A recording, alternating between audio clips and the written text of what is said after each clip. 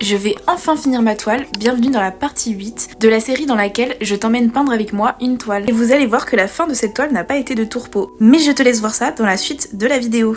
Dans la vidéo précédente, nous avions habillé ensemble Bellatrix et aujourd'hui, nous allons finir avec la fin du paysage qui l'entoure. Alors après avoir préparé ma palette avec un peu de jaune, de vert, du blanc et du noir, je commence par retoucher les abords de la Marque des Ténèbres. Mais là, le doute commence déjà à arriver et j'ai l'impression que la Marque des Ténèbres est beaucoup trop grande par rapport à Bellatrix Lestrange. Beaucoup trop imposante, elle prend trop de place sur la toile. Mais je reste dans mon déni et je me dis que ça va le faire et à l'aide d'une éponge, je peins le reste du ciel et l'eau. Et comme d'habitude, je peins grossièrement les zones d'ombre et de lumière et je viens apporter du détail au fur et à mesure et créer les nuages. Ici j'ai tenté quelque chose, j'ai tenté de créer des éclairs comme des éclairs de magie. Je voulais en fait créer un effet de magie qui vienne entourer Bellatrix, mais franchement le résultat n'y était pas, donc j'ai tout effacé. En fait les éclairs de magie venaient juste surcharger la toile. Mais c'est pas grave, je reprends avec les détails de l'eau et là vous pouvez voir que j'ai encore pris une grande décision puisque j'ai décidé d'effacer la Marque des Ténèbres. Pour la refaire en plus petit bien évidemment, mais je vous avoue que j'ai pensé à la retirer définitivement. En fait quand je l'ai effacée je trouvais que Bellatrix ressortait vachement plus. Mais bon, j'ai décidé de la refaire en moins imposante pour voir ce que ça rendait. Et avant de continuer, on fait un gros bisou à mon petit Saf-Saf. Et on reprend en venant faire les dégradés de l'intérieur de la Marque des Ténèbres. Pour ce faire, je pars du plus foncé vers le plus clair, en remplissant les contours avec un pinceau assez fin. Et ainsi, je lui fais une jolie dentition en venant placer mes points de lumière à la fin. Et pour les points de lumière, justement, il faut savoir que je n'utilise pas du blanc pur, mais plutôt du blanc mélangé avec un tout petit peu de vert. Cela me permet d'avoir un contraste plus équilibré. Et je termine cette vidéo en vous montrant le moment hyper satisfaisant quand j'enlève le scotch qui protégeait l'épée. Et ça y est, je crois que cette toile est quasi terminée. Alors si tu veux voir le résultat, n'hésite pas à aller voir la prochaine vidéo et à t'abonner.